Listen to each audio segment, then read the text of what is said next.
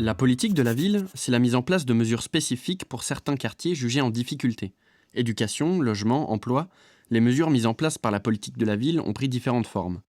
En 1983, François Mitterrand décide de mettre l'accent sur l'éducation.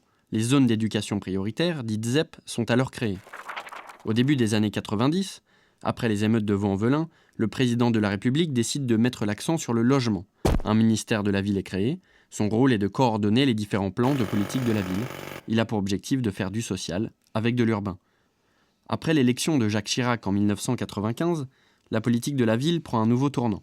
Pour réduire les inégalités sociales, 751 quartiers sont identifiés comme zones urbaines sensibles. Pour relancer l'emploi, 100 zones franches urbaines sont mises en place pour encourager les entreprises à s'implanter dans les quartiers en difficulté. En 2003, l'urbanisme redevient la priorité des politiques de la ville, avec le Programme national de rénovation urbaine. 40 milliards d'euros sont investis pour remplacer les barres d'immeubles par de nouveaux logements, à taille humaine.